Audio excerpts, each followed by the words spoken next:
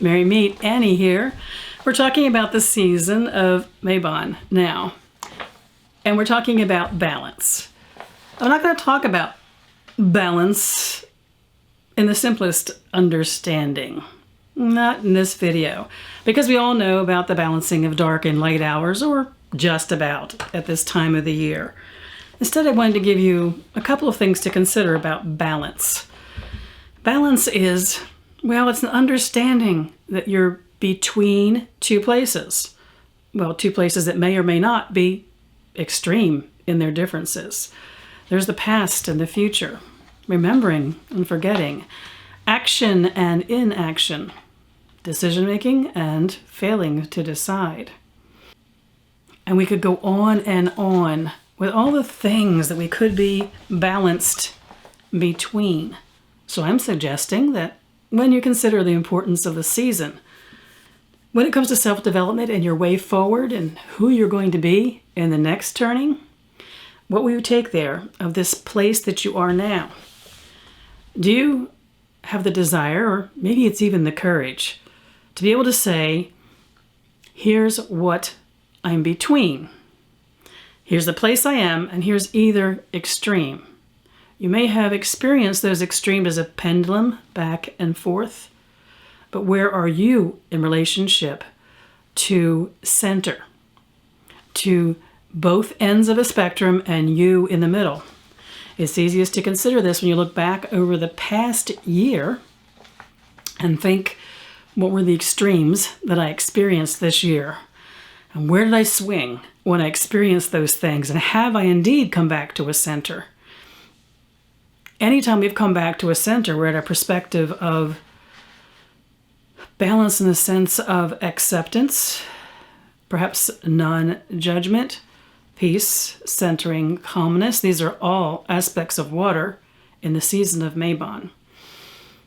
So I would ask you to consider, when it comes to balance, not just the okay, light and dark or balanced, but what are you balanced between? Give yourself some credit for what it took to get there and what you learned from the pendulum swing between things that brought you to where you are.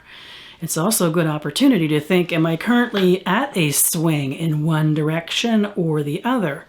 And what can I do to bring myself to my center in the midst of that? We don't want to take a range of extremes with us into the season of Samhain. We need to be in a place of this, of centering, of knowing, of being fully present to ourselves in the here and the now.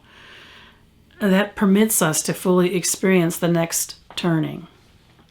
Another thing about balance that I want you to consider. Yes, we're balanced, more or less, at the autumnal equinox between dark and light. But let's not forget the power that was a very ephemeral moment, because now that balance is shifting toward increasing darkness. It's a time to consider what is on the increase for you. Now, darkness can be seen as inner work, reflection, contemplation, meditation, in a way, a call to stillness and inaction. The opposite extreme, the one of brightness, that's all inspiration and action and getting things done. But the increasing darkness is our call to silence. Again, we prepare for this before the season of Samhain begins.